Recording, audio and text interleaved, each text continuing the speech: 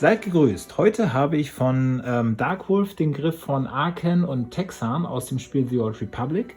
Ihr seht jetzt schon, hier gibt es einige verspiegelte Flächen, deswegen wieder höchste Achtsamkeit beim Installieren. Nicht, dass da irgendwelche Kratzer reinkommen. Und hier bietet es sich wieder an, weil der Griff nur unten aufschraubbar ist, hier, dass wir hier wieder ein herausnehmbares Chassis für entwerfen. Na komm schon. So. Sonstige Besonderheiten. Wir haben hier eine Öffnung und zwar kann man hier auf das Chassis gucken und ja, deswegen, damit man nicht einfach auf blödes Plastik guckt oder auf eine Batterie oder sonst irgendwie was, muss da wohl Kristall rein, damit das nach was aussieht. Des Weiteren haben wir, der war nicht dabei, einen 12 mm AV-Switch, auch wieder einer, der sich so toll drücken lässt. Hier haben wir eine Feststellschraube, die brauchen wir für das Chassis, das den Taster hält, und das NeoPixel PCB, das ist auch schon drin. Das macht aber auch diese Schraube hier, die ragt nämlich ein bisschen rein. Also den Teil habe ich hier schon installiert. Ich habe hier das Chassis einfach noch nicht drin. Vielleicht sehen wir hier auch, das ist glaube ich zu tief. Whatever. Auf der anderen Seite haben wir die Feststellschrauben für die Klinge. Und für mich, also Darkwolf macht sicherlich auch nicht die eigene, also die Griffe selber. Für mich ist das ein TXQ-Modell. Die Maße stimmen genau mit dem Griff überein von TXQ, dem Golden Hilt, so wie ich ihn genannt habe, der mit der komischen Seriennummer. Das war schon recht ähnlich. Deswegen konnte ich auch ein Chassis, was ich schon designt habe, etwas modifizieren mit einem kleinen Kristallkammer, so dass das Ganze hier vernünftig aussieht.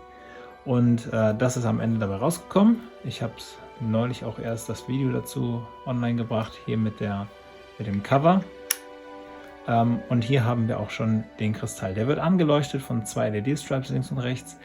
Die musste ich dimmen, denn die LEDs sind so hell, dass da mag man gar nicht reingucken. Also der Maximalwert beispielsweise für die RGB-Werte, Rot, Grün, Blau, der liegt bei 255.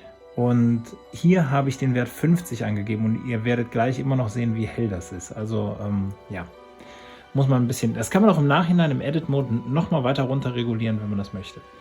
Und die Farben kann man auch ändern. Ein 24 mm Speaker, ein 18650er Akku, der Killswitch, das Profi haben wir hier eben gesehen.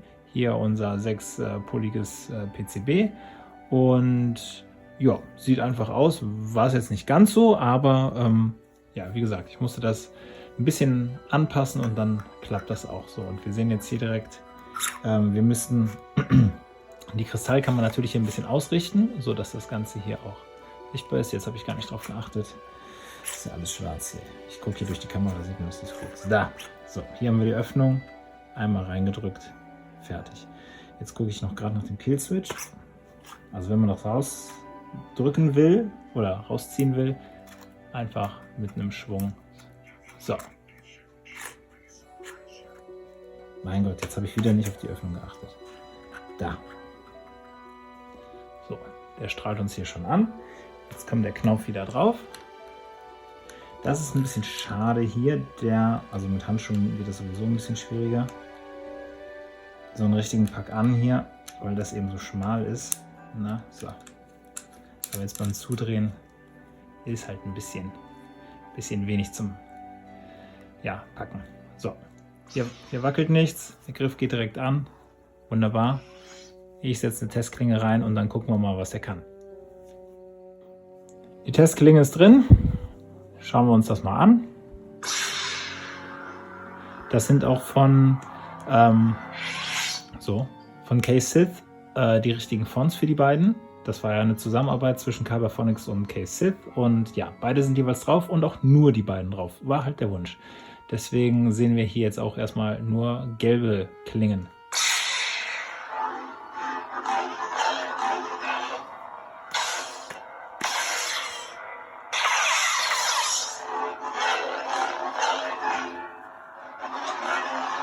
Ja, das sieht gut aus, das hört sich gut an. Hier sehen wir den Kristall. So, im deaktivierten Zustand. blinkt der oder der wird gedimmt langsam und im aktivierten Zustand wird die Frequenz ein bisschen schneller.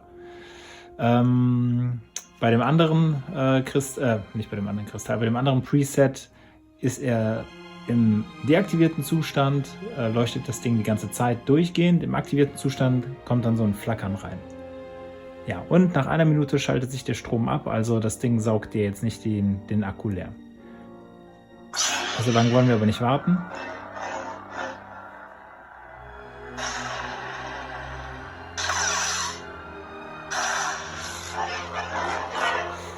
Dem Ton würde ich eine 7 geben, eine solide 7. Nichts Weltbewegendes, aber auch nichts Schlechtes. Also der lässt sich durchaus hören. Er kann sehr laut werden. Ich bin hier noch nicht auf Maximum.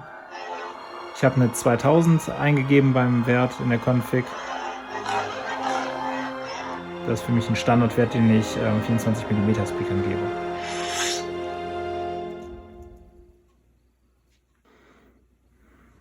Die ganze Installation musste diesmal wieder recht zügig vonstatten gehen. Ich glaube, ich hatte jetzt eine knappe Woche Zeit, 6 Tage. Insgesamt habe ich aber auch nur 3 Tage gebraucht. Nein, das stimmt gar nicht. Ich musste noch eine Klinge machen. Das war der 4. Tag. Also das war eine kleine Speed-Installation. Aber das Ergebnis lässt sich wirklich sehen. Bin ich sehr zufrieden mit. Und natürlich hoffe ich, dass der Griff nicht nur bei mir gut ankommt. Man kann sich dann natürlich noch überlegen, ob man nicht den Griff noch ein bisschen weathern lassen will. Dafür bin ich jetzt kein Experte. Aber dass diese ganzen Details hier mal irgendwie ein bisschen zur Geltung kommen. Also die kommen auch so schon zur Geltung, aber da geht noch ein bisschen mehr. Wenn man diese ganzen Vertiefungen ein bisschen anlaufen lässt, dann sieht man das alles schon noch deutlicher. Ansonsten blitzsauber verarbeitet, der kam hier sehr schön an. Und ich hoffe, der soll auch weitestgehend unbeschadet weiter zurückgehen. Also hier, tipptopp, da ist kein Kratzer oder sonst irgendwie was. Nigelnagelneu. Ja, ein sehr interessanter Griff. Eben, wir wussten, glaube ich, beim Bestellen gar nicht, dass der hier diese offene Fenster für die Kristallkammer hat. Da hätte man theoretisch auch kein Kristall reinbauen müssen. Also man hätte auch hier das Chassis so anpassen können, dass es ähnlich glatt ist wie hier. Natürlich trifft man jetzt nicht so die Oberfläche und auch nicht den Innendurchmesser, weil das ist nun mal tiefer. Aber ich finde, das kommt sehr gut an. Also mir gefällt das sehr gut. Man kann natürlich immer noch damit rumspielen, dass wenn der Griff deaktiviert ist, dass hier auch nichts zu sehen ist. Das ist immer Geschmackssache. Teilt gerne eure Gedanken zu diesem Griff unten bei den Kommentaren. Ansonsten hoffe ich, dass ihr gesund seid. Bleibt das auch und wir sehen uns im nächsten Video, wenn ihr mögt. Bis dahin. Ciao.